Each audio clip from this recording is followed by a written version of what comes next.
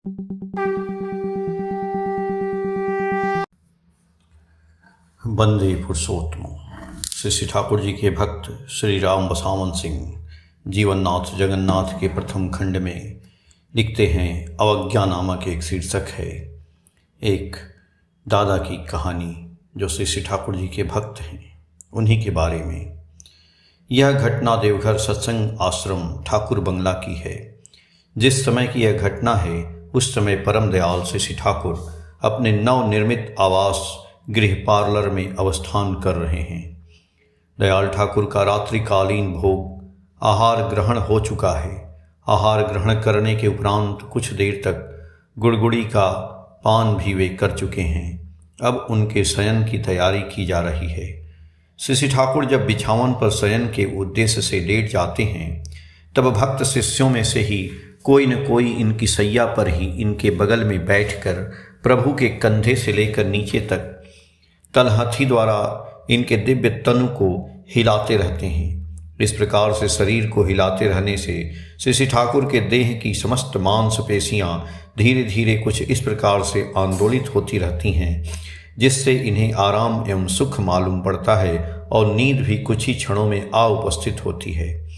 तलहथी को इनके शरीर पर केवल रखे रहना पड़ता है तथा उसे ही धीरे धीरे हिलाया जाता है, जिससे इनका शरीर भी आहिस्ते आहिस्ते हिलता रहता है। इससे नींद तो कभी कभी शीघ्र ही आ जाती है, किंतु कभी कभी तो रात के 12, 1 या 2 भी बज जाते हैं। नींद के आते आते नरकलेश्वर धारण कर स्वयं सृष्टि के मालिक का धराधाम पर जब आविर्भाव होता है, तो न जाने कितने ही भांति भांति के बहाने उनके भक्त शिष्यों को मिल ही जाते हैं, जिससे वे प्रभु की साक्षात सेवा कर सकें, जो कि साधारण परिस्थितियों में अन्य लोगों के लिए, यहाँ तक कि ऋषि मुनि सिद्ध साधकों के लिए भी दुर्लभ है। प्रभु की दिव्य लीला का यह भी एक अपरिहार्य अंग है, जिसे वर्षों से इनके श्री चरणार वृंद में रहते हुए उनकी ही अशेष कृपा के कारण मैं देख रहा हूँ।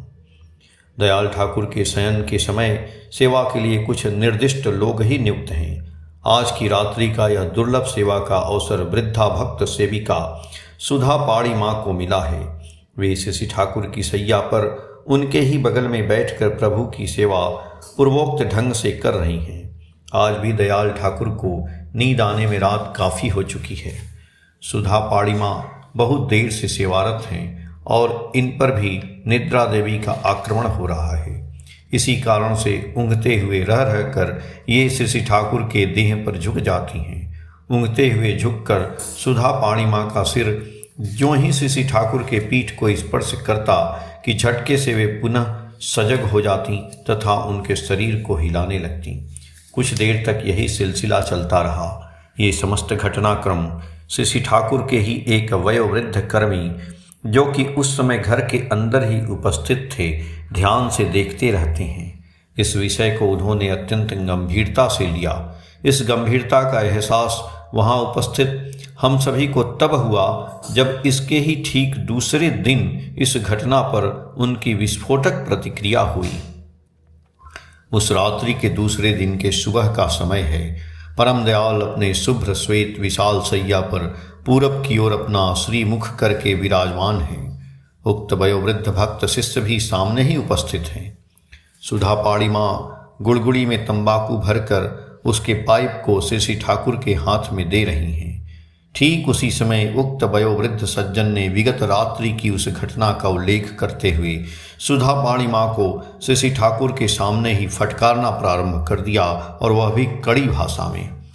सुधा पाणी माँ को डांटते हुए बहुत सारी बातें वे कह जाते हैं। वे कहते हैं, तुम श्री श्री ठाकुर की सेवा करने आती हो या उनकी देह पर ऊँघते हुए सोने के लिए? बड़ी भक्तिनी बनती हो। ऐसा अशिष्ट आचरण अगर फिर मैंने कभी देखा तो अच्छा नहीं होगा।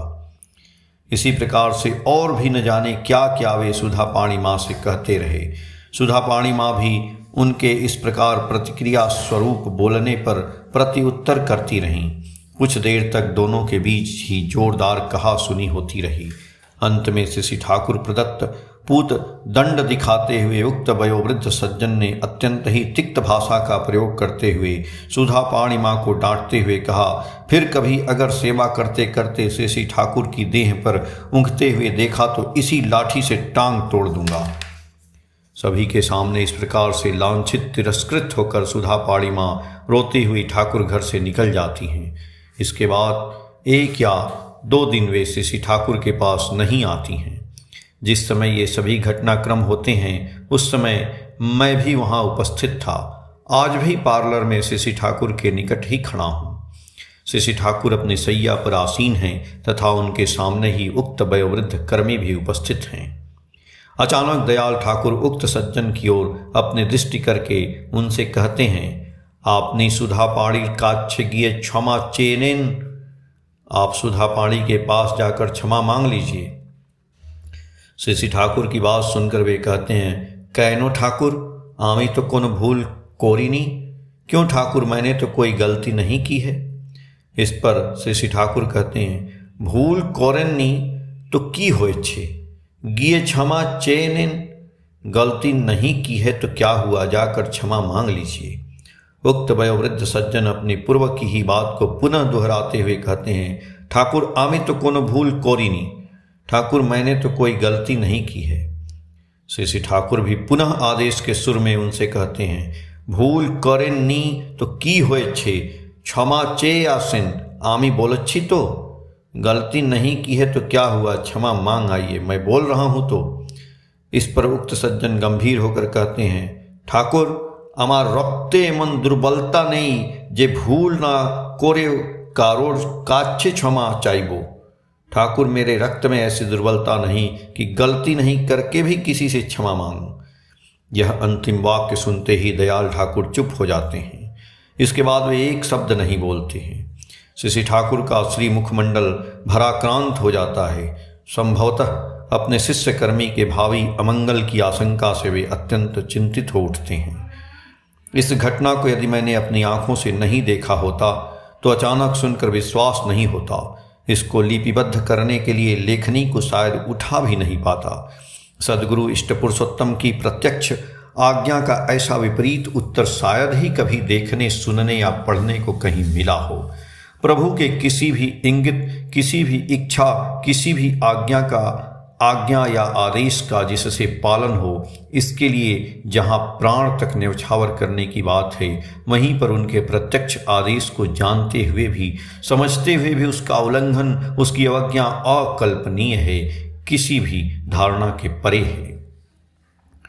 उपयुक्त घटना के कुछ महीने के अंदर ही उक्त सज्जन और शेषी ठाकुर के बीच एक और घटना घटित होती है। वयोवृद्ध वे कर्मी सत्संग समारोह में वाराणसी जाएंगे। इसी से वाराणसी प्रस्थान करने के एक दिन पूर्व ही वे शेषी ठाकुर के निकट आते हैं उनकी अनुमति प्राप्त करने के लिए। उनके वाराणसी जाने की बात सुनकर दयाल ठाकुर उनसे कहते हैं, जावार आगे पाक्स ए टीके निये जावेन, जाने से पहले चेचक का टीका लेकर जाएंगे। इस पर उक्त सज्जन शेषी ठाकुर से कहते हैं, आमी हलूद एर गुणों प्रत्येक दिन खाच्छी तो ताई पाक्स एर टीके नेवार प्रयोजन नाई। मैं हल्दी का बुरादा प्रत्येक दिन खा रहा हूँ तो इसके लिए चेचक का टीका लेने की आवश्यकता नहीं। उनकी यह बात सुनकर शेषी ठाकुर फिर कुछ नहीं बोलते। उक्त सज्जन भी इसके ही दूसरे दिन वाराणसी के लिए प्रस्थान कर जाते हैं। वहीं वाराणसी प्रवास के दौरान अचानक एक दिन वे चेचक से आक्रांत होते हैं। कई दिनों तक वहां इलाज कराने के बाद रुग्ण अवस्था में ही वे सत्संग आश्रम देवघर लौट आते हैं। यहाँ उन्हें अस्पताल में दाखिल करना पड़ता है। दिन पर दिन उनकी हालत गंभीर होती जाती है। चिकित्सकों ने अथक परिश्रम किया, सभी प्रकार के प्रयास किए, पर अंत में विफल हुए। उक्त वयोवृद्ध शिष्य कर्मी को काल के मुंह से बचाया नहीं जा सका। लगभग 1 महीने के अंदर ही उनकी मृत्यु हो जाती है।